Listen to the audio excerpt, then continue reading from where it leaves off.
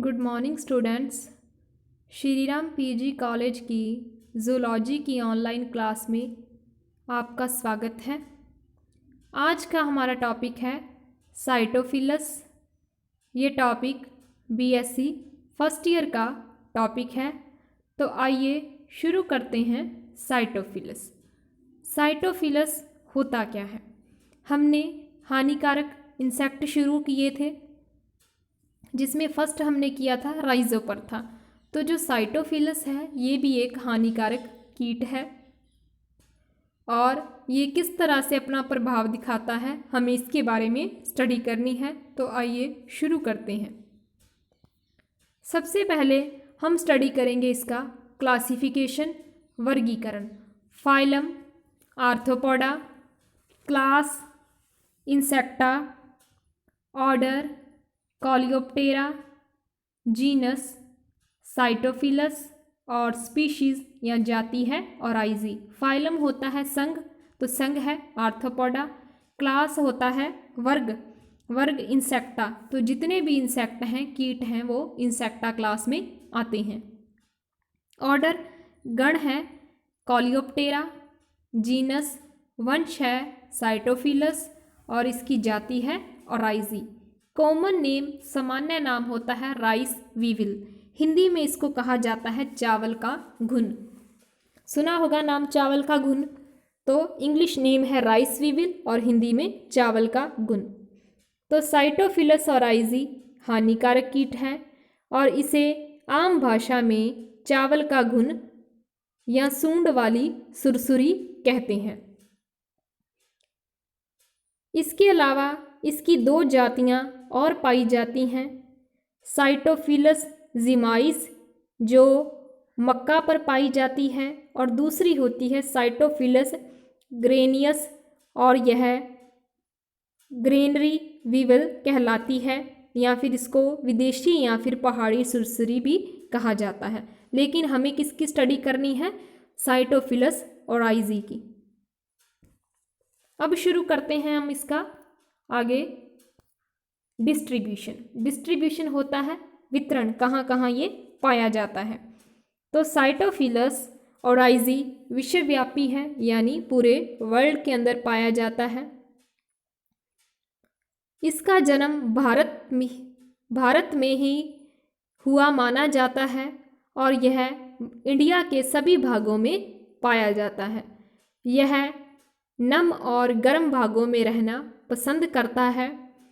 ये जहाज़ों, गोदामों व संग्रहण बिन, कोठी, टंकी, बोरियों आदि में पाए जाते हैं। यानी कि जहाँ पर चावल को इकट्ठा किया जाता है, स्टोर किया जाता है, वहीं पर ये पाए जाते हैं। तो ये हो गया इसका वितरण। अब आता है इसका हैबिट्स एंड हैबिटेट, स्वभाव और आवास। तो यह नम और गर्म स्थानों में पाया जाता है। अनाज के भंडारों, खलिहानों में पाए जाते हैं। यह चावल को सबसे अधिक हानि पहुंचाता है। यह चावल के खेतों में भी पाया जाता है, इसलिए इसको चावल का घुन कहा जाता है। यह मक्का, बाजरा, गेहूं आदि अनाज को भी हानि पहुंचाता है। तो इसका भी क्या काम है? अनाज को हानि पहुंचाना। जैसे राइजोपरथा भी अनाज और दालों को हानि पहुंचाता था, वैसे ही साइटोफिलस भी अनाज को हानि पहुंचाता है। अब आ जाती है इसकी स्ट्रक्चर क्या चीज़ होती है? संरचना। तो देख लीजिए इमेज के अंदर आपको दिखाई दे रही है ना, एक कीट दिखाई दे रहा है। तो ये क्या है? Rice weevil, sitophilus. तो जो एडल्ट साइटोफिलस है वो लगभग 3.5 मिलीमीटर लंबा बेलनाकार कीट होता है। यह लाल भूरे या चॉकलेटी रंग का कीट है। तो दिख रहा है ना, जैसे चॉकलेट का कलर होता है उस वैसा ही इसका कलर होता है। और इसके सिर के अग्र सिरे से 1 मिलीमीटर लंबी, पतली और नुकीली शुंड, स्नाउट या तुंड बोलते हैं जिसको, वो निकली रहती है। तो सिर के अगर सिरे से ये जो आगे की तरफ निकली हुई है इसको बोलते हैं, क्या है इसकी, रोस्ट्रम बोलते हैं या स्नाउट बोलते हैं, यानी कि आगे की तरफ को निकला हुआ भाग। तुंड के पार्श्व में एक जोड़ी एंटीनी पाई जाती हैं। तो एंटीनी कौन सी होगी, ये वाली एंटीनी है, ठीक है, एक जोड़ी, एक ये रही एक ये रही, दो होगी ना, तो ये क्या है, एंटीनी पाई जाती हैं। यह 11 खंडों की बनी होती है, कौन, एंटीनी। इसमें 2 जोड़ी पंख पाए जाते हैं, तो इसके अंदर 2 जोड़ी पंख पाए जाते हैं और अगली जोड़ी के पंख सख्त होते हैं और इसको एलिट्रा कहते हैं या फिर हिंदी में ढापन पंख कहा जाता है। और इन पर हल्के लाल पीले रंग के 4 धब्बे पाए जाते हैं, किस पर, पंखों पर। पंखों की सहायता से ये उड़ सकता है। साइटोफिलस के प्रोथोरैक्स पर एक गोल खांच पाई जाती है और इसमें 3 जोड़ी उपांग पाई जाते हैं, कहाँ पर, प्रोथोरैक्स। प्रोथोरैक्स क्या चीज़ होती है, जो इसका वक्ष भाग है उसके आगे वाला सिरा, उसको बोलते हैं प्रोथोरैक्स। जो मेल है वो फीमेल की तुलना में छोटा होता है, यानी कि जो मादा है वो लंबी होती है। जनन काल अप्रैल से अक्टूबर तक होता है। सर्दी में यह शीतकालीन निष्क्रियता में जाता है, हाइबरनेशन, यानी कि वो निष्क्रिय हो जाता है सर्दी के टाइम। मादा अपने मैंडिबल की सहायता से अनाज के दानों में छेद बनाती है। मैंडिबल्स क्या चीज़ होते हैं, अंग होते हैं, उपांग होते हैं उसके, और उसकी सहायता से वो क्या करती है, अनाज के दानों में छेद कर लेती है और एक छेद में एक अंडा देती है। अंडा देने के बाद मादा चिपचिपे पदार्थ से छिद्र का मुख बंद कर देती है, यानी कि जो उसने छिद्र बनाया उसको बाद में वो क्लोज कर देती है उसके अंदर अंडा देकर। तो ये हो जाता है इसका संरचना, स्ट्रक्चर, कि ये कैसा होता है। तो ये डायग्राम के अंदर देखा था हमने, ये रोस्ट्रम थी जो बाहर की तरफ निकली हुई थी, आर से शो करते हैं। ये इसकी एंटीनी है, ये भी एंटीनी है और ये भी एंटीनी है, ये दोनों एंटीनी होगी ना। अब क्या है कि ये जो है ये भाग है इसका थोरैक्स भाग, थोरैक्स TH। फिर क्या है, और ये जो पीछे वाला भाग है पंखों से ढका हुआ इसको बोलते हैं एलिट्रा। एलिट्रा आया था ना कि पंख पाए जाते हैं, उसको एलिट्रा बोलते हैं। और ये जो पीछे वाला भाग है इसको बोलते हैं एब्डोमेन। ये है इसकी लेग्स, ये वाली, ये है लेग्स। तो ये होगी स्ट्रक्चर किसकी, साइटोफिलस की। ये एडल्ट है साइटोफिलस का, तो देखने में इस प्रकार का होता है। अब नेक्स्ट आता है इसका जीवन चक्र। जीवन चक्र क्या चीज़ होती है, लाइफ साइकिल। तो फीमेल अप्रैल से अक्टूबर माह तक अंडे देती है और एक फीमेल औसतन 300 से 400 अंडे देती है। तो जीवन चक्र में 4 पॉइंट आते हैं, एग, लार्वा, प्यूपा, एडल्ट। सबसे पहले हम स्टडी करेंगे एग्स की, कि अंडे कैसे होते हैं। तो अंडे अर्धपारदर्शी, छोटे और सफ़ेद होते हैं। अंडे एक एक करके दिए जाते हैं। अंडे बीजों में छेद कर दिए जाते हैं। देखा था हमने, स्टडी की थी पीछे, कि जो मादा होती है वो बीज के अंदर छेद करती है, उस छेद में एक अंडा देती है और बाद में एक चिपचिपे पदार्थ से उसको छेद के बंद कर देती है। तो छेद किए जाते हैं बीज के अंदर, फिर अंडे दिए जाते हैं और छेद को चिपचिपे जिलेटिन पदार्थ से बंद कर दिया जाता है। और अंडों से 6 से 7 दिनों के बाद स्फोटन, स्फोटन होता है भी अंडों का फूटना, और उसमें से क्या निकल जाते हैं, लार्वा निकल जाते हैं। नेक्स्ट आता है लार्वा, सेकंड पॉइंट। तो साइटोफिलस में 6 से 7 दिन बाद अंडों से पीले सफ़ेद रंग के लार्वा निकलते हैं। ये 8 मिलीमीटर 0.8 मिलीमीटर लंबे पैरों के बिना होते हैं, यानी कि उनका साइज़ होता है 0.8 मिलीमीटर और इसके अंदर पैर वगैरह नहीं पाए जाते। इन्हें सुरसुरी, सुंडी या ग्रब कहते हैं। जो ना इंसेक्ट वगैरह होते हैं, इनके जो लार्वा को ग्रब कहा जाता है। ये अनाज या बीजों में भरा स्टार्च युक्त पदार्थ खाते हैं और बीजों को खोखला कर देते हैं। बीज के अंदर ही 25 से 35 दिनों में 3 बार निर्मोचन में जाकर यह लगभग 2.5 मिलीमीटर लंबे प्यूपावस्था में बदल जाते हैं। तो बीज के अंदर ही क्या होगा, इसके अंदर निर्मोचन होगा, मोल्टिंग होगी और वो प्यूपावस्था में बदल जाएंगे। तो तीसरी अवस्था होती है हमारे पास प्यूपा स्टेज। तो प्रारंभ में प्यूपा श्वेत रंग का होता है, यानी कि वाइट कलर का होता है, और बाद में यह गहरे भूरे रंग का हो जाता है। यह 2.5 मिलीमीटर लंबा होता है।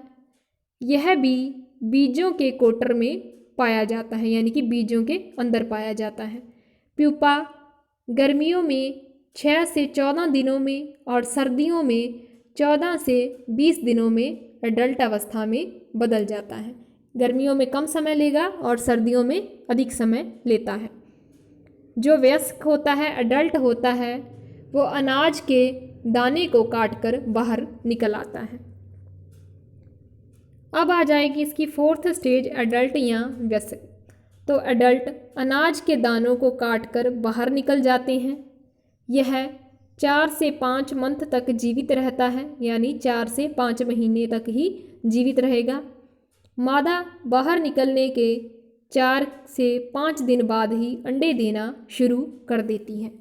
तो ये हो जाती है इसकी चारों स्टेज। तो जो साइटोफिलस है उसका जीवन चक्र नमी और तापक्रम द्वारा नियंत्रित होता है। 70% नमी और 17 डिग्री सेल्सियस तापमान पर 20 दिनों में और 25 डिग्री सेल्सियस तापमान पर 35 दिनों में और 28 डिग्री सेल्सियस तापमान पर 28 दिनों में जीवन चक्र पूरा हो जाता है। तो इसके भी जीवन चक्र पर क्या होता है, तापमान का और नमी का प्रभाव पड़ता है। अब हम देखेंगे लाइफ साइकिल का डायग्राम। एडल्ट है तो एडल्ट ने क्या दिया, एग दिया। एग से क्या बनता है, लार्वा। तो लार्वा में क्या हुआ, इंस्टार बने ना, लार्वा के 3 इंस्टार, फर्स्ट सेकंड 3। तो जो इंस्टार होते हैं, इंस्टार से क्या बन जाता है, प्यूपा, और प्यूपा से बाद में क्या मिल जाता है अपने को, एडल्ट। तो ये इसका जीवन चक्र होता है, लाइफ साइकिल होता है। तो देखिए जो एडल्ट है, एडल्ट क्या होता है, 23 से 60 दिन में अंडे देता है। फिर क्या होगा, अंडों से 6 से 7 दिन में लार्वा बनेगा, जिसको ग्रब बोलते हैं अपने। फिर वो लार्वा 25 से 30 दिन के अंदर 3 बार निर्मोचन करेगा। इसकी 3 बार मोल्टिंग, ये 3 लार्वा दिखे ना अपने पास, 1 2 3 लार्वा इन स्टार्स। तो ये 3 बार निर्मोचन करेगा और 25 से 30 दिन बाद क्या बन जाता है इसमें से, प्यूपा। फिर प्यूपा 6 से 14 दिन के बाद कंप्लीट मेटामॉर्फोसिस में जाएगा, यानी कि पूरे अपने अंग वगैरह बनाएगा और उसमें से क्या बन जाता है, एडल्ट बन जाता है। तो ये इसका लाइफ साइकिल चलता रहता है। यानी इससे यहाँ एडल्ट ने दिए एग, एग से बने अपने पास लार्वा, 3 लार्वा बन गए, 3 इंस्टार, 1 2 और 3, 3 इंस्टार बन गए। फिर क्या होगा, प्यूपा बनेगा और प्यूपा से लास्ट में अपने पास क्या बन जाता है, एडल्ट बन जाता है। तो ये इसका लाइफ साइकिल है, जीवन चक्र है। देख लीजिए एक बार इमेज को ध्यान से।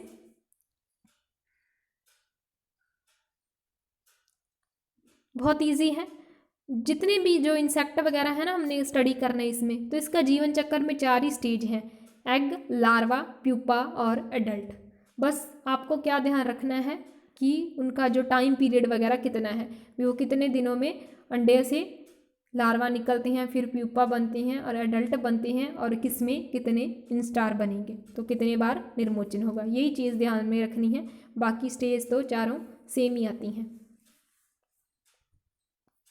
अब नेक्स्ट आता है इसकी डैमेज। डैमेज होता है क्षति, कि ये क्या हानि पहुंचाते हैं।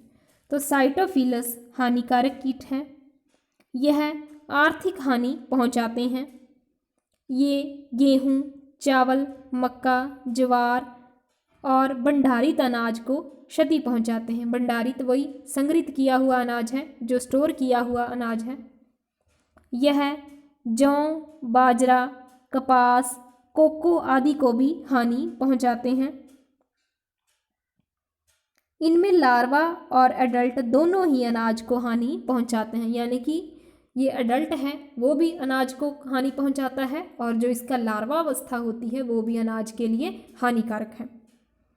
परवयस्क से लार्वा अधिक हानिकारक है, यानी जो एडल्ट है वो कम हानिकारक है, लेकिन जो इसका लार्वा है वो ज़्यादा हानिकारक है। लार्वा बीजों में परिवर्तित होते हैं और बीजों में जो संचित स्टार्च है या मंड है उसको खाकर बीज को खोखला बना देती हैं। क्यों? बीज के अंदर वाला मटेरियल सारा उसने खा लिया, तो बीज कैसा बन गया? खोखला हो जाएगा। तो ये उसको खोखला कर देती हैं। ये कीट जितना खाते नहीं हैं उससे कई अधिक नुकसान पहुंचाते हैं, यानी कि खाते तो कम है, बीज को खाएंगे कम लेकिन उसको हानि ज़्यादा पहुंचा देंगे, यानी कि मतलब जिस भी गोदाम वगैरह में एंटर किए खाएगा तो वो कम अनाज को, लेकिन वो सारे को खराब जरूर कर देगा।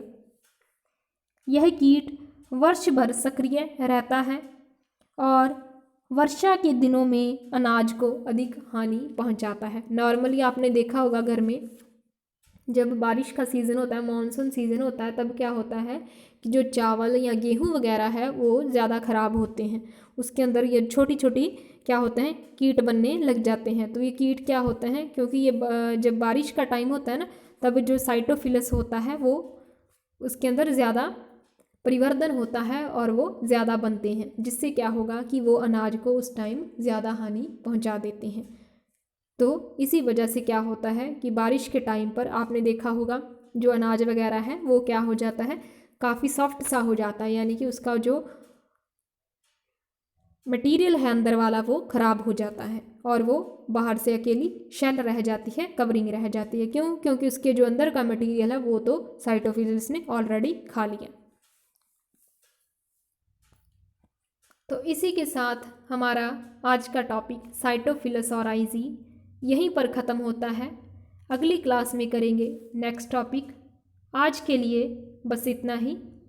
Thank you.